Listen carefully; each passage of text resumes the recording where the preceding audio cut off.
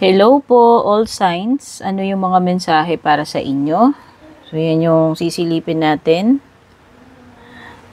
Hello, I'm Purple Teen. Para po sa mga bago dito. Kung bago po kayo, please don't forget to subscribe, like, or follow. Yes, I do private readings. Regarding private readings, tignan nyo na lang yung mga nakasulat sa description. Nandiyan po lahat ng information kung balak nyo mag-book or mag-inquire. Maraming salamat po sa nag-a-avail ng subscription, membership, mga laging nag-share, nagko-comment, nagla-like sa ating mga videos, pati na rin yung mga nagpapadala po ng super thanks and stars. Okay, start tayo kay Aries.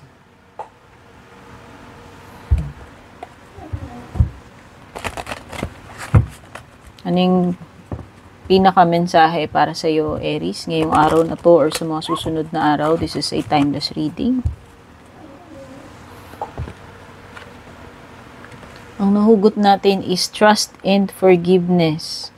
It is time for you to let down your guard and learn to trust again. Oh, it's about time na daw, Aries, na ikaw ay magsimula, no, ng panibagong buhay mo or chapter ng buhay mo, na bakit hindi mo ibalik yung pagtitiwala at pagpapatawad, no? Ayan, no? I-let down mo daw yung guard mo. So, kung nag-build ka ng barrier, ng Great Wall of China sa puso mo, ayan, binakuran mo, no? Gumawa ka ng malaking barrier. It's time daw na, luwagan mo yun. Okay? Or ibaba mo yung iyong defenses.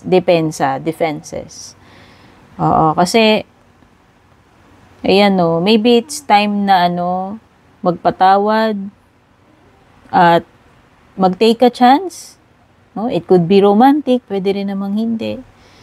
Na pairalin uli yung puso, na bigyan uli ng chance na magpatawad at magkaroon ng pagkakapatawaran para ma-achieve mo yung peace or happiness.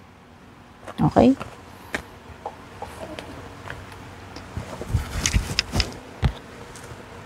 Taurus,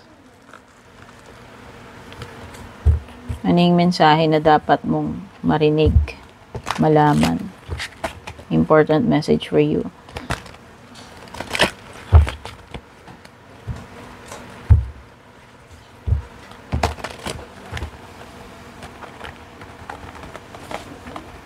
Panoorin mo na lang yung pinaka-umpisa or intro kung interesado ka sa private reading. Ang nahugot natin for you, Taurus, is nourishment. You are being asked to take time out for self-care. Oh, it's about time na yung sarili mo naman ang atupagin mo, asikasuhin mo. Oh, it's time for self-care. Kailangan mo ng nourishment. Yung iba sa inyo siguro na nyo na, pabayaan nyo na yung sarili nyo. Napabayaan mo na yung beauty mo, napabayaan mo na yung health mo. So, ito, labas-labas naman daw, at i-treat mo naman yung sarili mo or make yourself feel good. Ikaw naman alam mo yun, i-provide mo naman din yung pangangailangan mo sa sarili mo. Kung wala mang mag-provide sa'yo niyan. Okay? So, ayan. This time, i-pamper mo naman yung sarili mo or take care yung kung ano yung mga needs na kailangan mo. Physically, emotionally, or spiritually. Okay? It's time for, it's time to give what your soul or your body needs. To take care of your body, your soul, yourself. Okay? Gemini.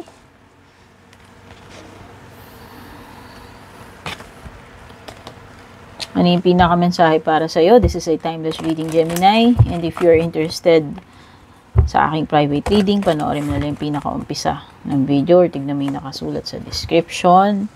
You have here angel numbers. The number 60 or number 6 if you know about numerology. So, search nyo na lang yan. Kasi I'm not an expert when it comes to numerology. Wala akong alam dyan. O, tignan ninyo yung significance ng number 6. So, angel numbers, Gemini, is the message for you. Pay attention to the signs. Your angels are trying to deliver a message. Yan. Particular, itong number 6 na to. Search nyo yan. Kung ano meaning yan. Sige. Try ko i-search. Wait lang, ha? Okay, guys. So, tinignan ko online. Right now, I'm looking kung ano ba talaga meaning na number 6, no?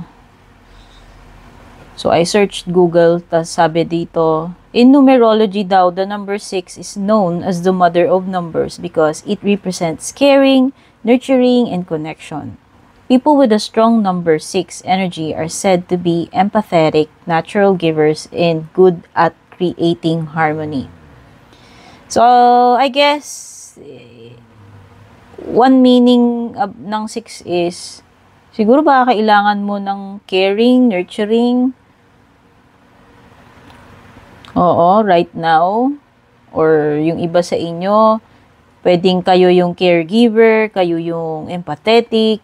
Ayan. Or it could be related din daw to harmony. They are often drawn to careers in teaching, nursing, and assistance. So, ayan. Pwedeng ganun yung profession ninyo. No? Baka nasa ano kayo, education, nasa medical field or nursing, and yung mga ano ba tawag dito? Yung mga nag-a-assist. They may also be good at security, border security, therapy, and consulting. Yan. Pwede rin doon sa mga areas na yon. In astrology naman daw, the number 6 is associated with the Virgo sign, which is the 6th sign of the zodiac. So, you could have Virgo in your placement, or maybe you're dealing with a Virgo person. Virgo rules the 6th house of daily routine, service, and well-being. So, may kinalaman ito sa, yung mga pang-araw-araw na ginagawa, trabaho, or sa health, no? Angel number, so ito na. The angel number can be a reminder to treat, angel number 6 can be a reminder to treat yourself with kindness and understanding. So, yun naman pala, yung pinaka-meaning nito. No? It can also mean that you can choose how you interpret a situation and that everything happens for a reason. So there's the meanings na look up ko about angel number 6. So pay attention daw to the signs, no? Yun yung mga signs na binanggit ko na research ko.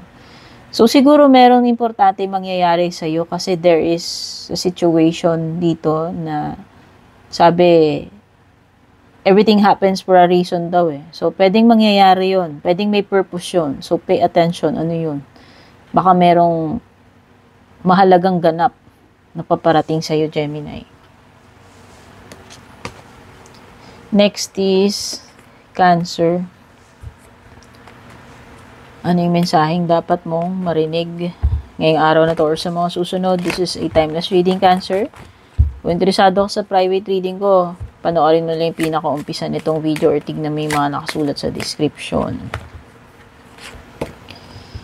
The magic touch. You are accessing true magic from deep within. So, this I will read from the guidebook because iba yung ano niya. And then, maano rin natin ano yung talagang meaning niyan.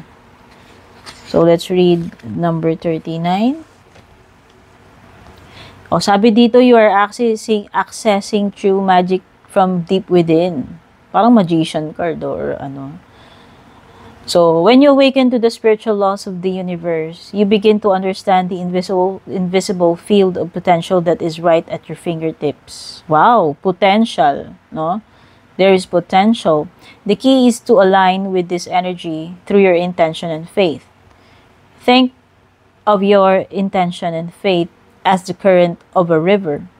It cannot carry you if you are trying to swim upstream. Once you stop trying to swim against the current and instead flow with it, the magic happens. So yun daw, don't go against the stream. Sumabay ka dun sa agos, Cancer. No, that's when yung magical thing na yan ay mangyayari. The appearance of this card indicates that you are learning to flow and align with the universe. Wow! Synchronicity. Alignment, no? True purpose. Parang ganun yung mga napipick up kong energies. You have access to magic all day, every day. Magic is a part of your divine nature. It is inside of you. O yun. The magic resides inside of you. Kaya pala, ayan, no? You are accessing true magic from deep within. Ibig sabihin, nasa sa kaibuturan mo eh. Natural sa'yo. Kailangan lang mag-flow. This card shows up for you today because right now, you have the Midas touch. Wow! Kilala mo ba si Midas, Cancer? Kasi kung hindi, si Midas, yung lahat ng hawakan niya ay nagto-turn into gold. So, you have the ability to transform anything, everything na i-imaginein mo. Ganon ka-powerful at this moment. Yun yung intindi ko dito. No? You have the magic touch. You have the Midas touch. So, kung ako sa'yo, this is a great opportunity na na magawa mo yung mga gusto mong gawin. Okay? You are accessing true magic from deep within, a well of infinite intelligence that can create magical events in your life. Wow! Nakaka-attract pa ng mga magical events. Pero sabi kasi, ikaw ang makikreate eh.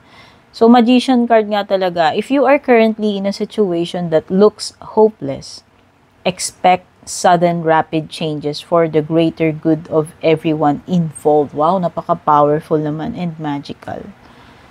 So yan, expect mo na magta-transform din yung situation mo, pati na rin yung mga tao na involved sa paligid mo. Expect the best that you'll receive it. Start new projects, change employment, or enter into new partnership. Now is the perfect time, sabi ko na. Ito na yung perfect time. Yung Magician card or Midas touch. Okay? So, pinaka dapat mong i-meditate about, no? May mga tanong dito. Sabi, in what ways are you going against the flow of the universe, trying too hard to make something happen? What is your new intention for aligning with the flow and magic of the universe? So, yun yung message for you. Leo, ano yung pinaka-mensahe para sa iyo ngayong araw na to or sa mga susunod na araw? Kung interesado ka sa private reading ko, panoorin mo na lang yung pinaka-umpisa nitong video or yung tignan mo yung mga nakasulat sa description. Okay, ito yung nahugot natin for you, Leo. Mentor, number 75. You are about to meet a person of high integrity who will guide you in the right direction. I can feel this as the Hierophant energy. Sabi dito, meron kang mamimit, napaka-importante siguro nitong person na to or magiging role niya sa buhay mo. A person na merong mataas na position or integrity or wisdom siguro na siya yung parang guru or magiging guide mo sa tamang path. Basahin natin to para ma-clarify tayo. So, are you currently looking for guidance or direction? O baka nga nangangailangan kayong guidance right now, Leo, kaya lumilitaw to. Kung aware ka man or hindi, mukhang kailangan mo ng guidance, no? Are you currently looking for guidance or direction on your journey? This card arrives to you today to shine light on a new and beautiful collaboration to come. Wow. May paparating sa'yo daw, collaboration. You are about to meet a mentor who will be your guide on your chosen path. Wow. Sabi ko nga parang ano mo to parang siya yung mag-guide sa iyo doon sa iyong true purpose or path. This card could also mean that you are being asked to mentor others with something you are very knowledgeable and passionate about. So yan, Pwede rin naman daw na ikaw din yung parang magiging mentor sa iba or kaliwanagan sa iba or magiging example para sa iba. Either way, this card suggests that the mentor is a person of high integrity who can be fully trusted. It also reminds us that there's no need to travel our life's journey alone. Wow! Pwede nga iba sa inyo, this is someone na kakatuwang mo, makakasama mo dito sa iyong life journey daw. So, it could be romantic, pwede ring hindi. Pwedeng, sabi ko nga, malalim ang role nito, purpose nito sa buhay mo para mag-guide ka niya sa tamang path. Or makasama mo siya during this lifetime, dito sa journey na pinagdadaanan mo, Leo. Everyone needs help on their path toward greatness. And when we have accomplished a certain amount of life skills and experience, it is our turn to be the mentor. Be on the lookout for a mentor or, if possible, the opportunity to be of service to someone in need of support. This situation is a win-win for everyone involved. Today is a day for celebration. A person of considerable integrity, compassion, wisdom, and knowledge is about to enter your life. Wow! Wow! So, abangan mo to kung hindi mo pa to nami-meet. Napaka-importante nitong person na to na darating sa buhay mo. If it is your destiny to mentor other at this time, you are about to meet a very special person who is in need of your guidance. Wow! So, either ikaw yung magiging mentor or mamimit mo to, yung pinaka-mentor na to, or mamimit mo yung parang magiging partner mo for life dito sa path na ito or sa purpose na ito ng buhay mo na ito, no? And if you decide to help this person, it will take you even further down your own path. This card is a beautiful omen that two people will come together to co-create as a teacher and a student. So, yan. Pareho kayong may lesson na matututunan sa isa't isa nitong tao na to na napaka-importante na darating sa buhay mo, Leo. Yun lang yung tandaan mo. Next is Virgo. Ano yung pinaka-mensahe para sa iyo ngayong araw na to or sa mga susunod na panahon, Virgo? This is a timeless reading kahit kailan mo ito mapanood. And if you're interested na mag-book or mag-inquire about my private readings, tignan mo lang yung mga nakasulat sa description or panoorin mo yung pinaka-umpisa. So, ang nahugot natin for you, Virgo, is restlessness. Find a way to calm the waters of your mind. Naku, mukhang marami bang bumabagabag sa'yo? Di ka ba magkaroon ng katahimikan? Marami bang pinoproblema, stress, istorbo? So, you need daw to quiet, kalmahin ang iyong kaisipan. So, basahin natin, no, bakit ikaw restless or ano pa yung additional messages for you. So, that is number 23. So, restlessness. Are you feeling restless, irritated, moody? Are you feeling stressed to the max with more anxiety than usual? Your mind is going 100 miles an hour. Wow, ang bilis. Ang bilis-bilis ng takbo ng isip mo daw. Slow down, Virgo. And it is time for you to let go of all your worries and fears. Be willing to let things go for now and instead commit to coming back to them when you're feeling more grounded. Yan. So, hindi ka nga grounded. No, magulo yung energies mo right now. Worrying and brooding about any particular subject do not help to solve the situation. Remember that. Walang masusolve. Itong ginagawa mo or sobrang pag-iisip mo. They only create more worrying and brooding. Find a way to calm the waters of your mind. What do you do to calm yourself? Do whatever is necessary to relax your mind and body so you can get back into a balanced state, a state of inner peace. So, yun lang pala yung susi, Virgo. Kailangan mo i-balance or i-center yung energy mo para makalma ka at bumalik yung inner peace, no? So, avoid mo muna yung mga nakaka-trigger na mga nega, no? para lang hindi ka ma-aggravate yung iyong stress, worry, or anxiety. Having peace of mind means a return of wisdom, what is needed to solve this problem, and there are many paths toward restoring it. Take a hot bath, go for a walk, or make yourself a cup of your favorite tea. Use enjoyable activities to interrupt the anxiety and worry cycle that has captured your mind. Ask for help from the divine. Take time out to pray. Surrender these troubles to a higher power, as no amount of worrying is going to fix this problem. Things will begin to shift once you get out of this fixed mindset. They truly will.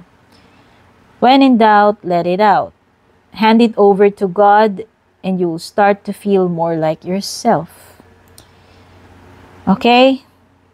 So may mga additional questions dito for you, Virgo, to think about. Are you stuck in a worry cycle? What can you do to relax or de-stress?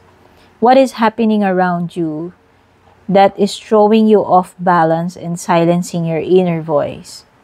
What do you need to do to bring things back into balance and wisdom? Next is Libra. Libra, ano itong pinakamensahe para sa'yo na dapat mong marinig? Yan. This is a timeless reading, Libra. Kahit kailan mo ito mapanood. Napaka-importante ng mensahe na dapat mong marinig dito. Ayan, ang nakuha natin, Libra, as a message for you is card number 32, which is reconciliation. This relationship, friendship, or partnership can be saved, Libra. Oh, maisasalba pa daw ito. Pwede pang maayos. Pwede pang ma-revive, no? Madugtungan ang buhay nitong connection na to. So let's read from the book para naman maliwanagan tayo, Libra. According to the author,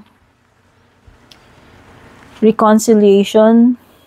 Indeed, this friendship, relationship, or partnership can be saved. But you are the only one being asked to be the bigger person by doing what is necessary to call truce.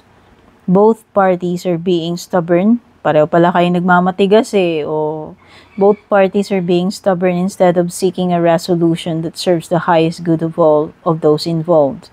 Are you ready to find a compromise that restores the harmony between you? Libra, card mo pa naman yun, balance. No, hindi ko alam kung sino tong nakaaway mo, naka-off color mo, nakatampuhan, pero definitely kailangan merong dito magpakumbaba para ayusin, para lang sa kabutihan ng lahat. No? Diba ang true love naman, hindi nagbibilang ng gagawin Hindi mo naiisipin, sino ba talaga yung may katwiran, sino yung laging tama, hindi naman bilangan.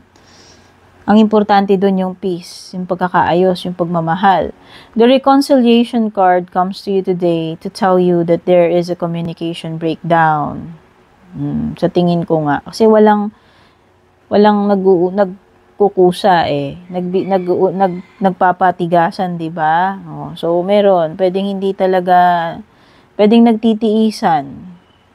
Communication breakdown daw. If all parties involved are willing to communicate, this communication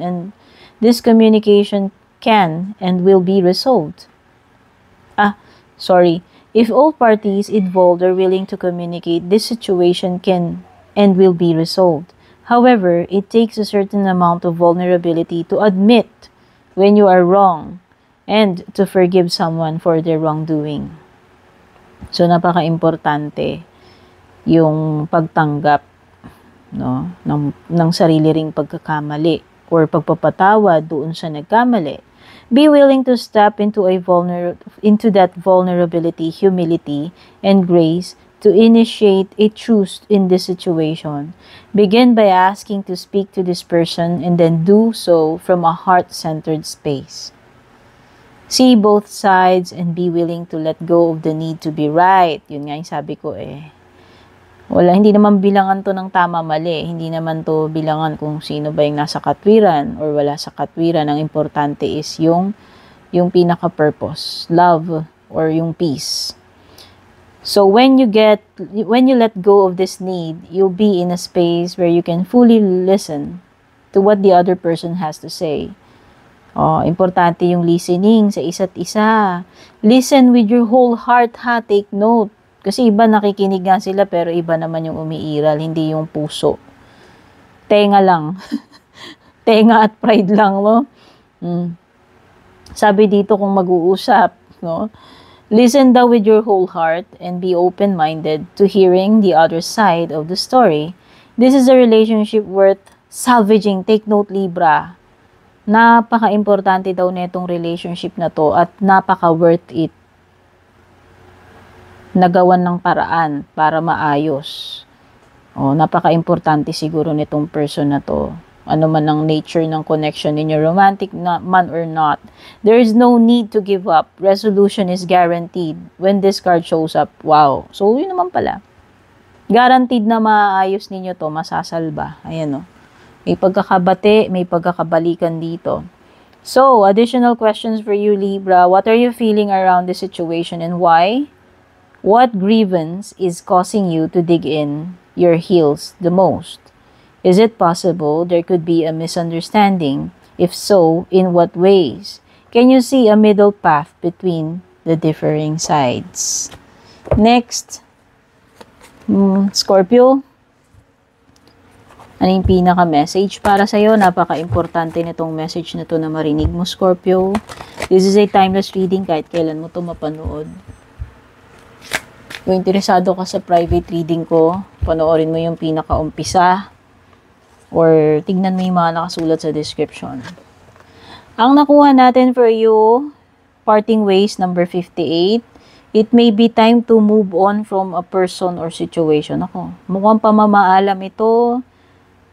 Bibitiwan mo na tong connection na to or situation, no? Kasi binabanggit dito, pwedeng person, pwedeng situation. So, basahin natin yung pinaka-meaning yan. Number 58.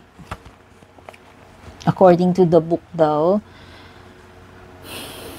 Sabi, this card shows up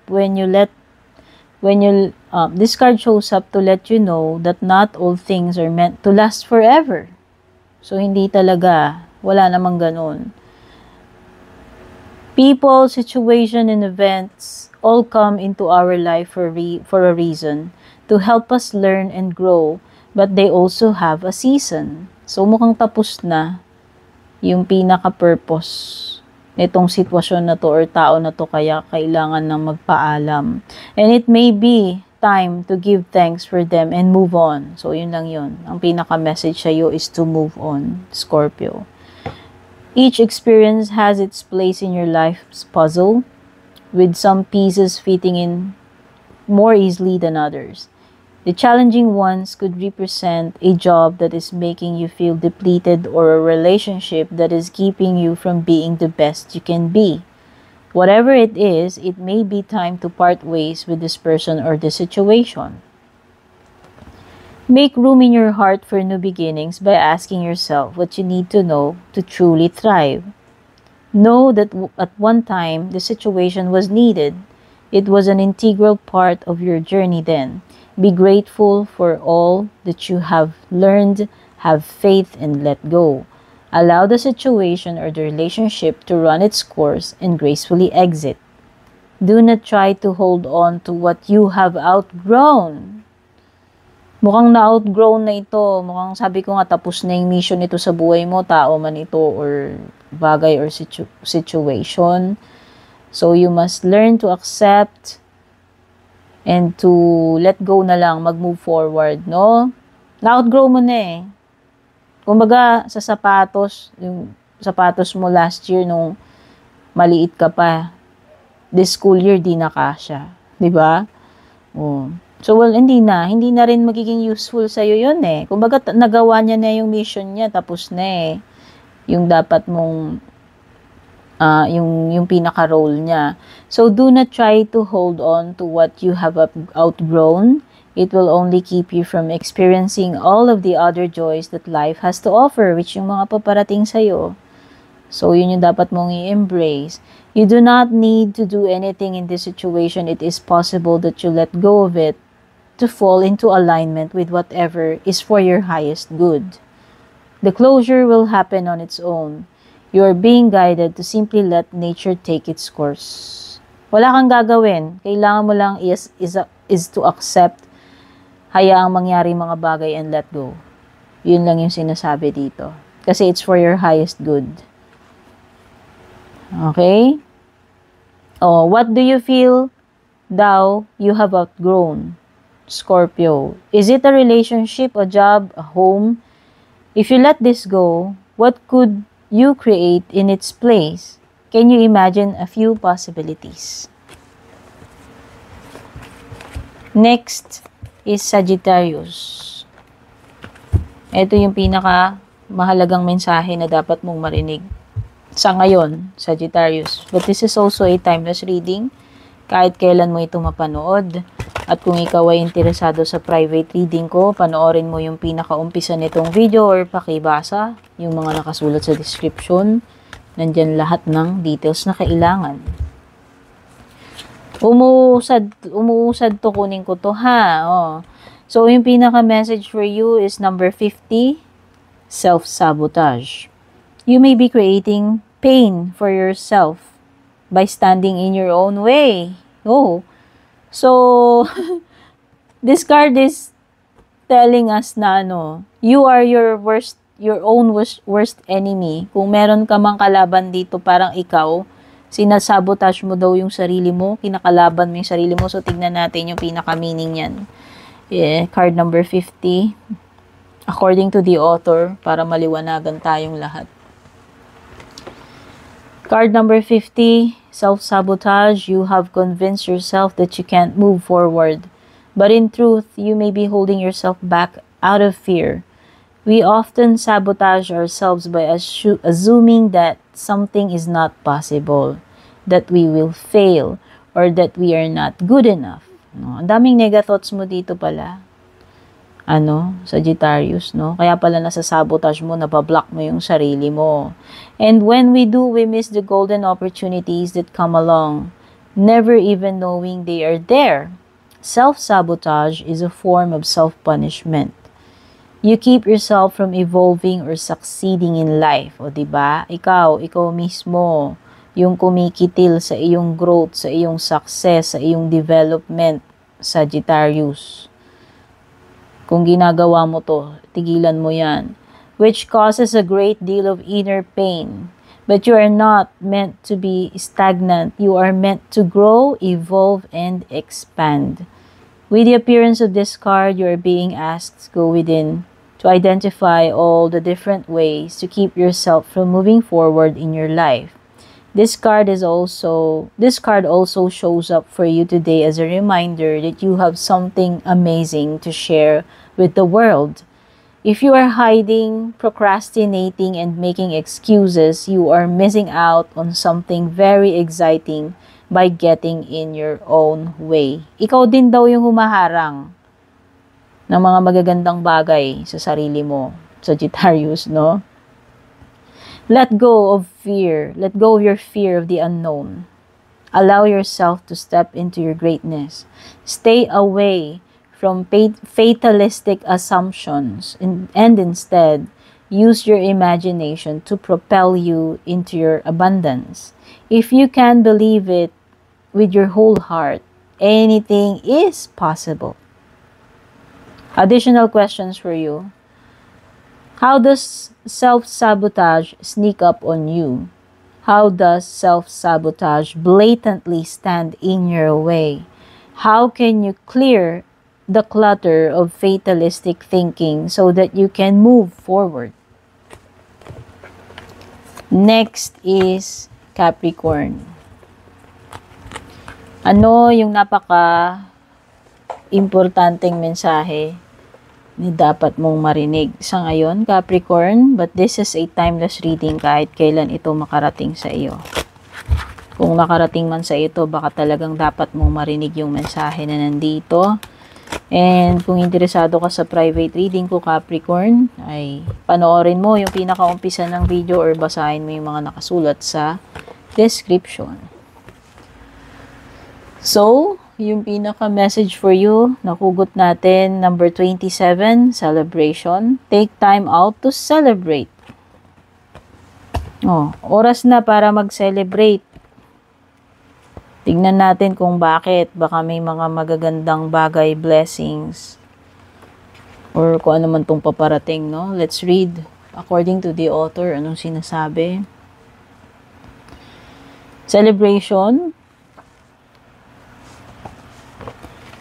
Whatever it is that you are doing, keep doing that. This card shows up today to congratulate you on something you are doing right. Wow, congratulations, Capricorn.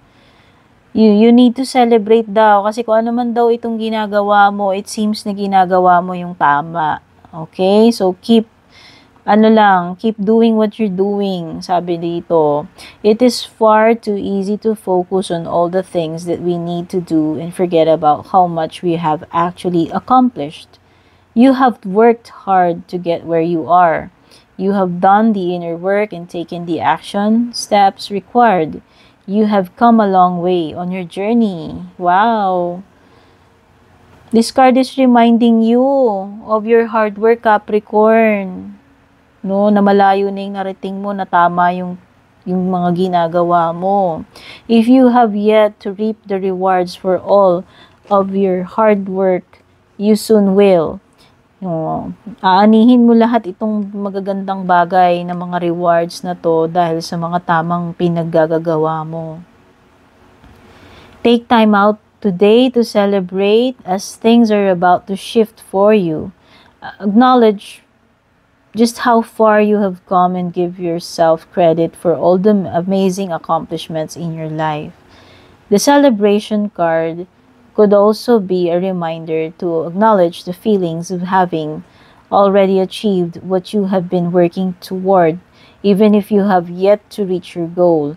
When you allow yourself to visualize and feel the feeling of the successful outcome you desire, you draw that outcome to you. Consider this as a confirmation that you are right where you are supposed to be. O, diba? Nasa tamang place, tamang time ka. Today is a day of celebration. What are we celebrating? You ask. We are celebrating you. Diba? The sun is out. The clouds are gone. And the birds are singing your praises. Feel warm. Feel the warm glow of your success. Congratulations, Capricorn. Next is Aquarius. Ano yung message or importanteng message na kailangan mong malaman or marinig ngayong araw na to, or kahit sa iba mang mga panahon na parating, kasi ito ay timeless reading, Aquarius, kahit kailan mo ito makita or mapanood. Oops! And if you are interested sa aking private reading, panoorin mo yung pinakaumpisa or yung mga nakalagay sa description, pakibasa na lang. The message for you is number 73, Energy Healer. Your natural ability to heal yourself and others is needed now. Tignan natin. Mukhang meron kang gift sa panggagamot. Baka, tignan natin kung anong pinaka-message ng author. According to the author, anong message ng card na yan. Para maunawaan natin. Energy healer. You are an energy healer. O sabi na nga, healer ka pala. O baka hindi mo alam. Ngayon alam na. A person with a natural ability to heal yourself and the others. O baka hindi ka aware na meron kang ganyang gift, no? Na maaari kang manggamot, makatulong sa iba. It is time to learn more about this amazing gift so that you can use it for the greater good. You also have a natural ability to see yourself and others as a whole, perfect and complete. You fully understand that when you align with this concept, the mind, body, and spirit begin to heal themselves naturally. You are being guided to pay close attention to your energy at this time. You may feel guided to work with your energy centers or chakras. Spend some time in meditation, allowing yourself to feel into and connect with these energy centers. Make note of the sensations that you feel in your body. Do you feel heat? O yan daw When you are meditating, nakakaramdam ka raw ba ng heat, fluttering, lightness or heaviness, or a slight tingling sensation? Continue to breathe and sit with this energy on a regular basis. As you do, be compassionate and present with any feelings or emotions that come up for you. As you continue your work with energy healing, you may be called to a unique situation in which your natural abilities will be needed. You may be called to be a teacher of energy concepts such as Reiki or yoga. O baka, malay mo naman, bigla ka nalang maging Reiki or yoga instructor, no? Kasi ikaw daw ay isang energy healer. Without a doubt, energy healing is meant to be a part of your life path. O, yan, alam na. So, specific to. Siguro hindi lahat ng Aquarius ganito yung path. Kung nakaka-relate ka sa mga sinasabi dito, baka ikaw yun. Kumbaga, you are destined for, greatness na ikaw ay makapagbahagi ng healing sa iba. No? Sabi nga dito, pwede ka daw maging instructor ng Reiki or yoga. So, without a doubt, energy healing is meant to be part of your life path. Align with this path and use it to heal yourself and others naturally. Next, last but not least, si Pisces. Dear Pisces, ito na yung pinaka-mensahe para sa iyo. This is a timeless reading, Pisces. Sa tingin ko, ito ay napaka-importanting message na dapat mong marinig. Kahit kailan pa yan, dahil ito ay timeless naman. At kung interesado ka sa private reading ko, panoorin mo yung pinaka-umpisa or tignan mo yung mga nakasulat sa description. So, Pisces, ito yung energy gumagalaw. At ang nakuha natin is number 56, Mirror. Everything that is happening in your external life is a reflection of your inner world, Pisces. Directly related. Kung ano man yung nangyayari dito sa panglabas, sa kapaligiran mo, is directly related sa kung ano yung nasa inner mo. Inner mind, inner heart, no? So, tignan natin yung in-depth meaning according to the author. So, that is card number 56, which we will look up and read for you. Para naman maunawaan natin ng mas malalim yung pinakamensahe. Mirror, everything that is happening in your external life is a reflection of your inner world. All of the answers that you currently seek are within you. Your outer world and the experiences are merely reflections of your inner world. To change your situation, you have to work from the inside out. Many of us try to change our circumstances by working harder to change our outer world. But true change can only happen when you change the energy you are sending out. So, it is very important daw, Pisces, na you have to work first doon sa iyong inner para mabago mo yung outer. Okay? I hope nagigets, no? Okay, so it starts in the inside. Yun lang yung ibig sabihin nito, nanggagaling sa inside yung pagbabago. And then susunod na yung outer. Ayan, no? But true change can only happen when you change the energy you are sending out. If you are in turmoil within, ayan, kung magulo yung kaloob-looban mo, your life without will be in turmoil. If you do not like yourself, you will most likely meet a lot of people that do not like you either. So, ayusin mo kung anong nararamdaman mo. Ayusin mo yung isinesend out mo. Ayusin mo yung nasa kaloob-looban mo. Kasi yun yung na-attract mo. Yun yung nami-mirror. Okay, kaya pala, mirror. Kasi kung anong nasa inside mo, yun yung nami-mirror sa iyo papunta sa iyo. Sa outer world mo. Okay? Change your world from within and you will change your outer world as well. Sabi ko nga, it all starts within, sa loob. And then to follow na yung sa labas. It is easy to feel like everything is happening to you, but if you take a closer look within, you'll find that everything is happening in you. This card comes to you today to remind you that you are creating your external reality. Take note, Pisces. Ikaw ang gumagawa daw ng iyong external reality according sa kung ano yung iniimit mo na nasa kaloob-looban mo. Okay? Kasi, your reality, ito pakinggan mo to. Your reality is a reflection a product of your thoughts, actions, and beliefs. If you take time to do the inner work that is needed, you will create a new reflection for yourself. Nothing is independently outside of you. Everything is a mirror of what is happening within you or inside you. Additional questions for you to think upon, Pisces. What challenging situations are currently mirroring back your internal challenges and feelings?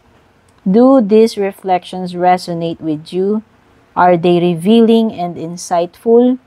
What inner work do you need to do to change your outer world? Okay, all signs. Yan yung mga importanteng messages na dapat ninyong marinig. Malalim yan, no?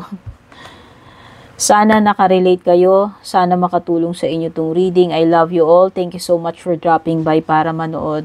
Take care and God bless everyone. And kung balak nyo pong mag-book or mag-inquire ng personal readings ko, basahin nyo lamang po itong nakasulat sa screen or yung nakalagay sa description.